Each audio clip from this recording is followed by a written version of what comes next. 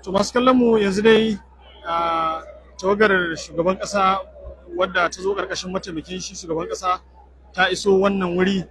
kuma gashi nan suna ta jira har yanzu dai saboda ba a samu takamaimai wajen da za a yi wannan jana'iza ba saboda kusa mata ga can kuna iya hango shi na jawo shi sun shigo sannan nan kuma a nan ne watakila muke zaton gawar take cikin wannan mota gashi ana yin baya-baya da ita saboda a samu a daidaita sahu a yi wannan sallah wurin da ya cika sosai gaskiya ina iya hango tsohon gwamnan jihar Bauchi Ahmed Ma'azu sannan akwai minista sannan akwai Nuhu Bado wanda yake shine mai ba shi shawara a gwamnan Kano yana wajen na iya hango shi sannan akwai gwamnan Niger shi ma yana wajen sannan akwai tsohon gwamnan jihar Zamfara shi ma yana wannan wajen wato Abdulaziz Yari sannan kuma akwai sauran manyan baki dai ga sunan su wannan wurin sannan har shi kansa Abdulaziz shi ma na gashi wanda yake shi ma yana su magana ya hawo shi shi ma yana wani yanzu dai a daidai wani aga ya za a tsaye da motar sai a yi masa wannan sallah a dai shi mataimakin shugaban kasa a kashi tima yana shan gashi tsaye tun jere da gwamnan Niger da kuma wato hatta shi Atiku Abubakar shi ma ya zo na gan shi yana kusa da mataimakin shugaban kasa shi ma yana wajen Atiku Abubakar tsohon mataimakin shugaban Najeriya shi ma yana nan sannan na iya hangowa tsohon gwamnan jihar Bauchi Ahmed Ma'azu shi ma yana wurin kuma kewaye suke da jami'an tsaro sannan mutane suna gefe suna lura da menene yake faruwa amma dai har yanzu motar da gawar take ciki ga ta can ana kokarin a daidaita yanayin yadda za a abin nan ɗinta don saboda yawan mutanen ma nan da kuke gani har wato katanga ce ta faɗi saboda mutanen sun yi yawa sosai amma ana da samu a daidaita wajen a samu gawar a daidaita sahu sai kuma a sallace ta don haka kasancewa da mu domin ka muku yadda take kasancewa a wani da ke nan birnin Bauchi shi ma gwamnan jihar Bauchi Ahmed da mataimakin sa Jatau su kuma suna nan bangaren suna kokarin su daidaita gawar su ga cewa kuma ya daidaita kamar ma an fito da gawar shehi an fito da gawar shehi ga bisa alamu amma ban iya tabbatarwa ba saboda ina bana iya hawa saboda rana to an yi kabbara yanzu an shiga sallah kenan an yi kabbara an fara sallah kenan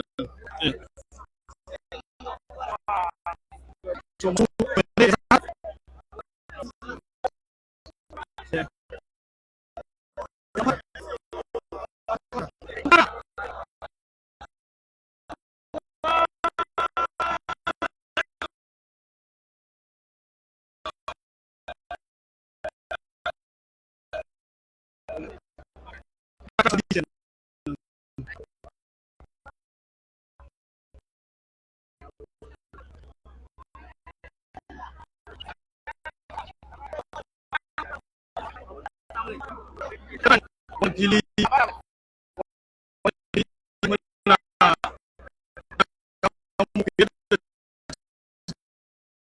wannan waje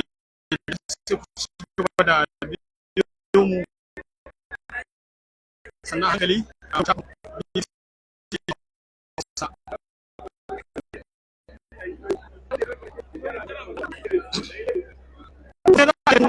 da sahu kenan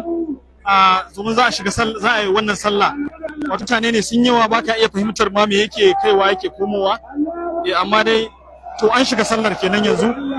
an kabbara an shiga an fara wannan sallah To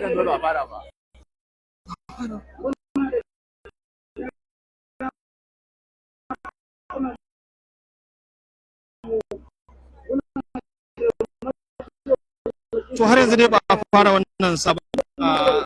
ana yin adina hanya kenan. To ana cewa ta yaya za a yi mulkin shugaban kasa yana da wancan bangaren kuma ya zuwa nan bangaren kamar abin da wahala, amma dai tunda akwai jami'an tsaro a wajen wataƙila za su iya ya za a yi su je. To ya go hannu shi mataimakin shugaban kasa cewa ba sai ya zo a wurin da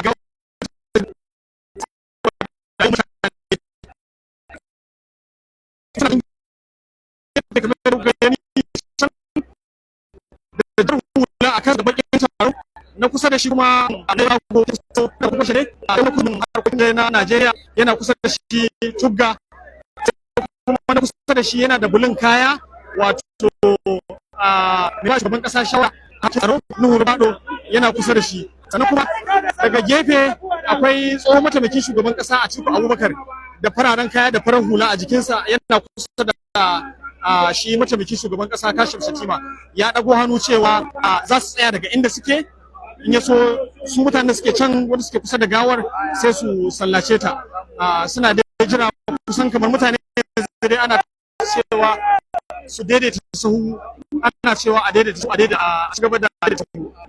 To su ga ana ta gyaggyara wuraren hanyar yadda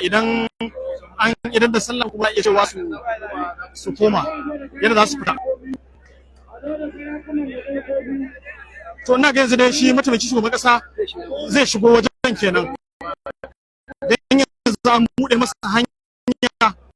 gashi nan da tawagarsa su taho. Shi mataimakin shugaban kasa ya biye masa kuma Atiku Abubakar a Adamawa wato wazirin Adamawa shine da Sumbata, kuma sai gwamnan Niger yana biye masa a baya, can kuma a bayan su akwai wato NSA wato mai ba shugaban kasa shawara kan harkokin tsaro, ga nan tsohon gwamnan jihar Bauchi Ahmed Ma'azu. To shi nan dai sun taho yanzu, wannan motar ta kare ba za mu iya ganin me yake faruwa ba, amma dai sun wuce can gaba za su je kusa da gawar domin a yi wannan sallah. To ga shan dai mataimakin shugaban kasa ya samu, kuna iya hangon shi ne da jar hula, sai na bayansa kuma Atiku Abubakar tsohon mataimakin shugaban kasa shine yake bin sa a baya, kuma wanda yake bin Atiku shine gwamnan Niger, sai kuma ministan tsaro wato ministan harkokin waje wato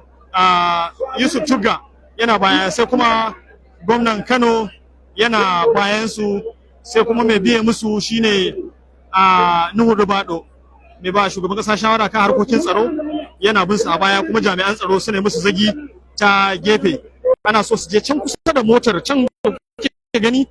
mota ce wanda gawar take ciki, kuma an ce sarakuna guda bisa cikin rumfarsu su zo don su bi sahun a daidaita a daidaita sahu sai a yi masa sallah.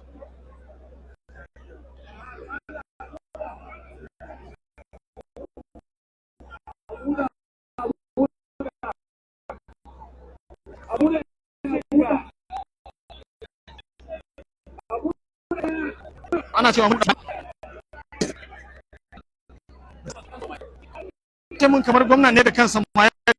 karbi abun magana, yake cewa amma dai ba tabbas gaskiya shine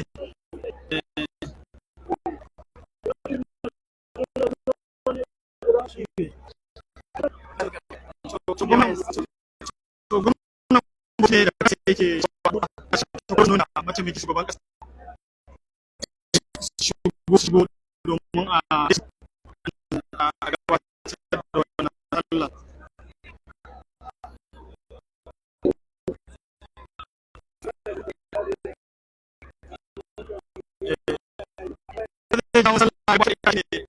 Sheikh Saleh shi ne ya ce wasu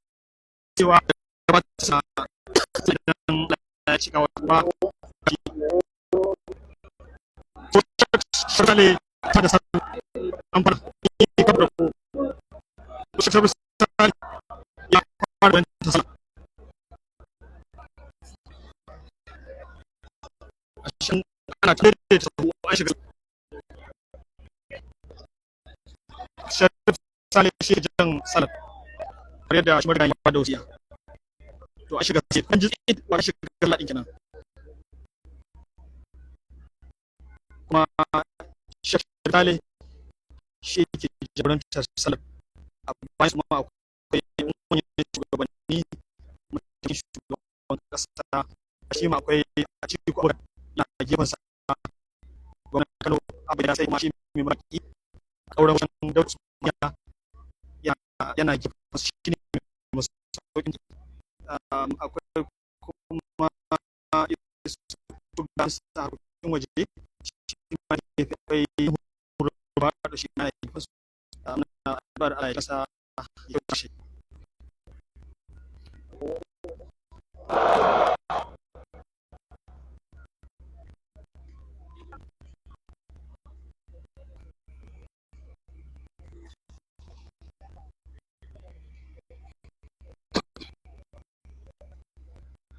ta waɗanda suke bayan yi masu kuma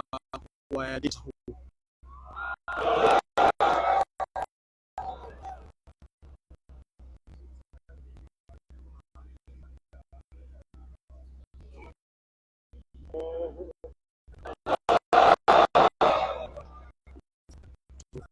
sallar jana'iza ke ji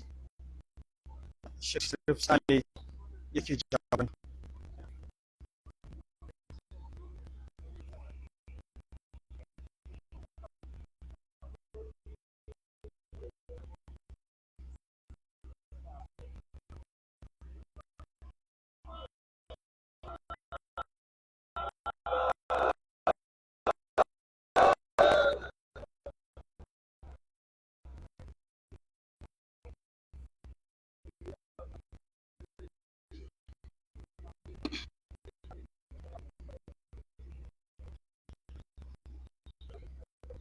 inda mota take yana to a nan ne ga wannan ke wasu ga hana inda ke nuna nan ne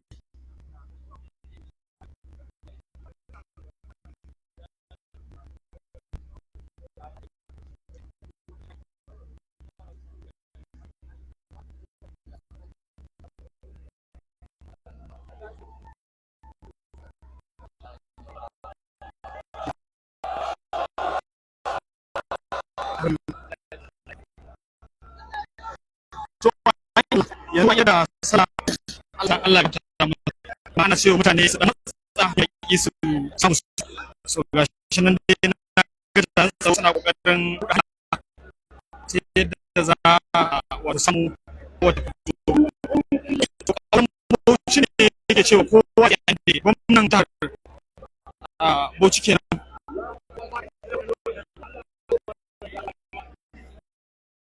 ba cewa samu wato ta na hagu da samu mota ta juya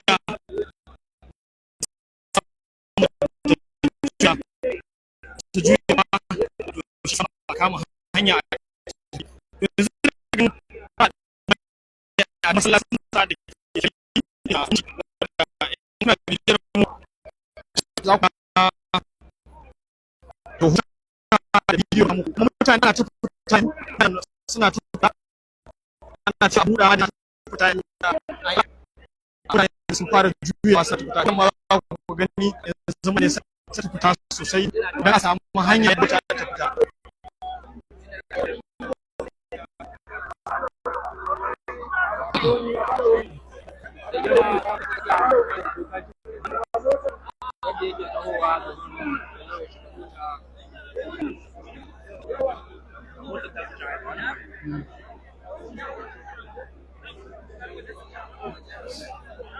to ganan mataimakin shugaban kasa ya taho ganan kaura wato kauran Bauchi gaba ɗaya ya yi gumi rigarsa ta jike sharkar farar shadda ce dan da ya zo ma babbar rigar ya cire mataimakin shugaban kasa suna zaton wannan mota da take gaban mu ita ce motar da suka zo da ita amma ba ita bace waccan ita ce motar su, don haka gashi nan an juya akalar jami'an tsaron suna buɗe hanya, kuma shi gwamnan Bauchi shine a gaba, sai mataimakin shugaban ƙasa yana bi masa, sai Atiku Abubakar, sai Tugga, sai Nuhu Ribado. Tunda dai gwamnan shi Kano da Bago suka wuce suka yi gaba saboda yawan mutanen da suka cika wurin, amma dai gashi a yanzu ana ta tafiya, za a daidaita mota a gawar zuwa wuce da ita, sai kuma a wuce zuwa can babban masallaci inda za a binne shi. Yanzu ne yanzu fita ana ta fita, kuma mutane da suka wannan wani, to gashi ne ana ta fita.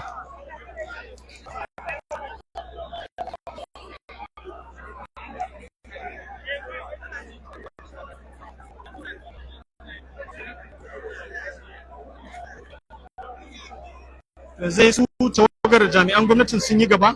amma dai har yanzu motar ba ta fara tafiya ba, amma dai a nan motar gawar gata nan ana kokarin a samu mutane su fita, sai a dan juya a samu a fita, sai kuma yi masallaci.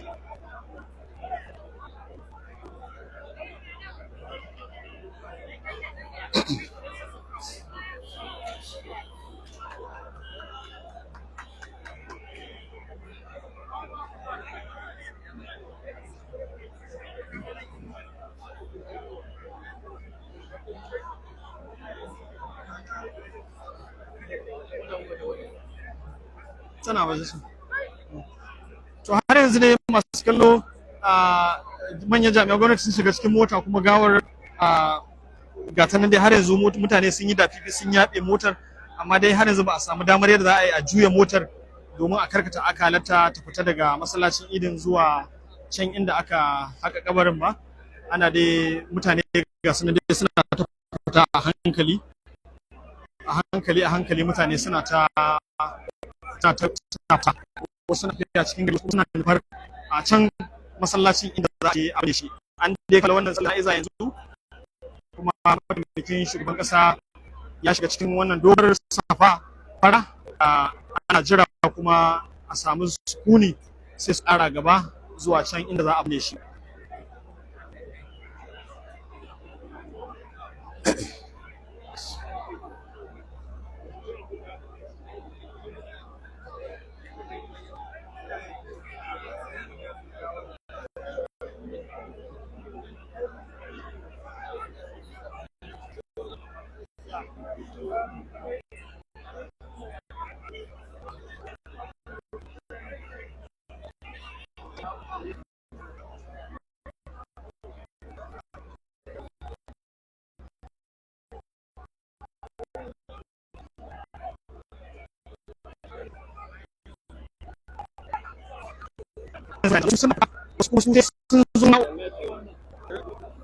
Wasu ko suke sai sun zo wajen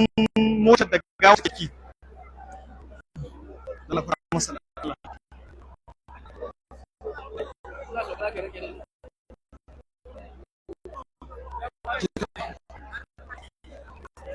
Wasu kuma suna kokarin su fita, amma kuma so suke su je inda motar gawa take. To shine dai inda ake dan samun muskila, amma dai bisa dukkan alamun mutane suna ta fita yanzu, suna ta fita. Kuma wasu daga cikin tangar wannan wuri da karafin da sun kakkare saboda yanayin mutane sun cika wajen sosai, amma dai daga bayanan da ke samu ba da shi, amma dai ɗazu na ga wanda an fito da shi magashi garan, kamar ma dai ya ji sosai gaskiya, an zuba masa ruwa. To ban san dai kuma me ya faru daga nan ba, amma dai mutane ana fita, ana ci gaba da fita domin zuwa masallaci inda za a yi jana'izar sa, wato za a binne shi kenan.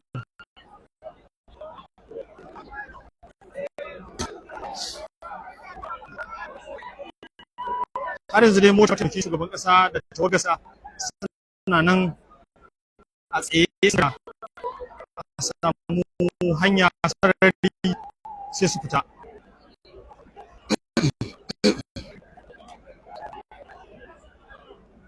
Wancan motar shaka Sharif Sale ita ce take kokarin ta fita don ya fita daga ciki, amma dai har yanzu ita motar gawar bata motsa ba tsaye saboda yanayin cunkoso, suna barin wurin, wasu kuma suna zuwa jikin motar, amma dai ana neman hanya yadda wato da shi Sheikh Sharif Sale Ibrahim wadda ya sallar zata wata kamar mota ta je ba cikin mutane saboda cinkoso ta yi dab da ƙasa haka.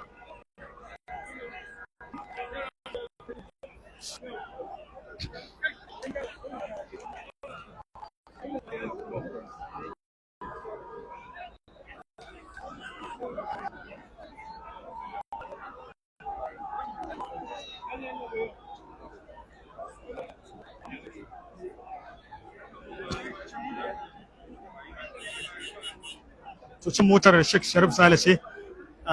take mutane suke dandazo zuwa wajenta. Tawagar mataimakin shugaban kasa ta fara motsawa, mota ta fara yin gaba, kuma daga nan masallaci suka nufa kamar yadda na sanar da ku, wadda a can ne aka gina kabarin kuma za a binne shi. Yanzu dai karfe 4:47 wato 5 saura kenan.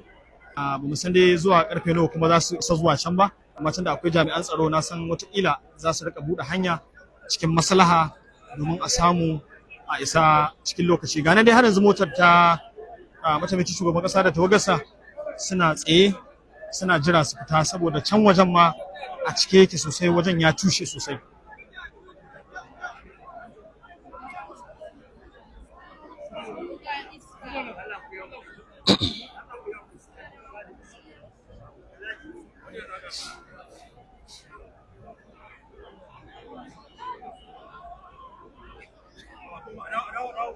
To ana ta buɗe hanya domin manyan sarakuna su fito, kuma a samu hanya da za su wuce domin su tafi zuwa masallaci ko kuma zuwa masaukinsu.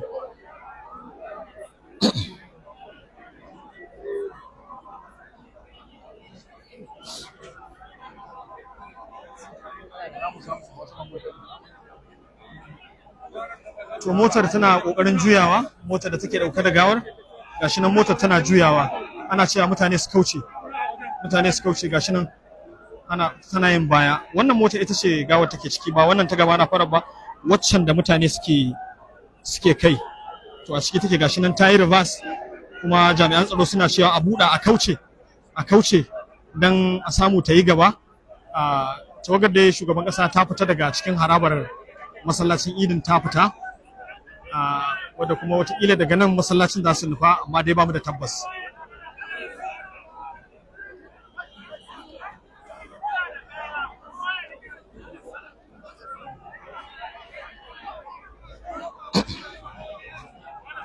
Yanzu gashi nan dai motar tana motsawa, gashi nan motar ta juya ta yi gaba, gashi nan mutane sun yi kabbara. Motar da gawar shi shehi Ɗahir Usman Bauchi ke ciki kenan ta bi bayan motar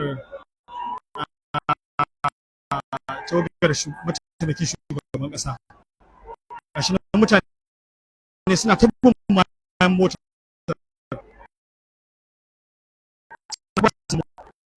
Wata mota dai da ke ganin wancan jar hula da kansa, to a cikin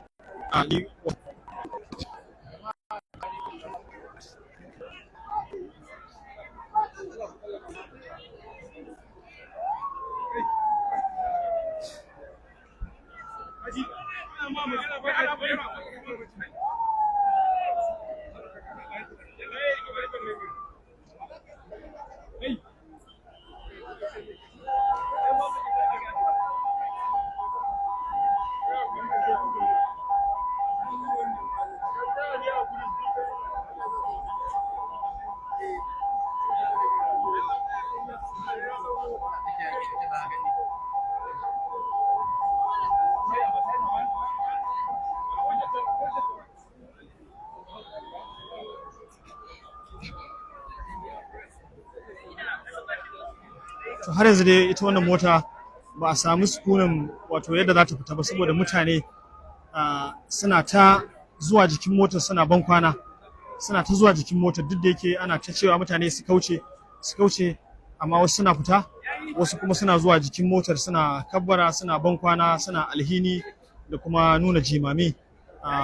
na rasuwar shi Sheikh Ɗahir Usman Bauchi. Ana iya hangowa can gefe wato babbar ita waccan mota ta da ta ke dauke da shi mataimakin shugaban Najeriya tana waje, ta fita daga nan cikin harabar amma dai tana waje har yanzu saboda cunkoson mutane, ana so a samu hanya yadda zai fita. To masu kallon mu, kuna tare ne da sashen Hausa na BBC inda muke kawo muku yadda take kasancewa a filin Idi inda aka yi sallar gawar marigayi Sheikh Tahiru Usman Bauchi. Kuma wannan mota da take gyarawa dama ita ce ta kawo sarakuna ɗazu, to yanzu kuma tana juyawa ne za ta ɗauke su ma domin su fita. Amma fa har yanzu wannan gawar bata fita daga nan cikin wannan wuri ba, don yanzu ana cewa agogo yana nuna karfe 5 saura minti 9 kenan, amma har yanzu tana tsaye cak.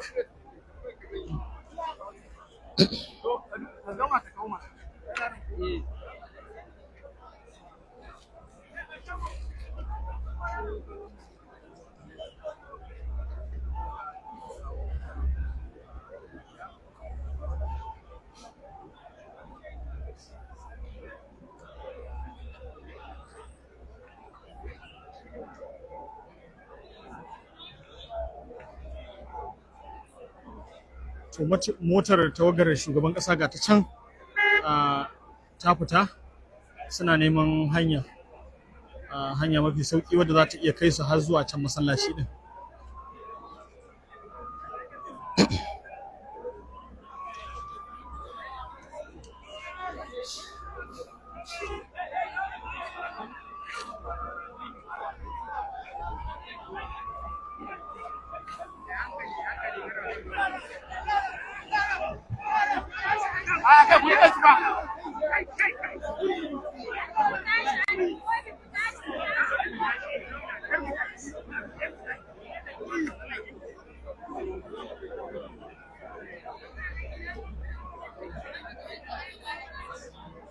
Ga can dai motar da take dauke da gawar tana dab da za ta fita daga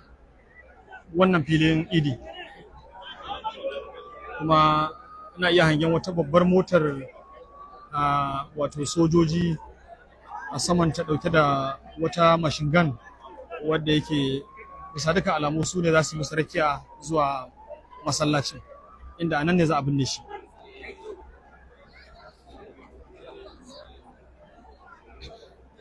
Motoci ne manya guda biyu da sojoji guda biyu a kai kowanne, kuma an girke manyan bindigogi, kuma ana ta gaya mutane su kauce su matsa domin a samu a fita da gawar.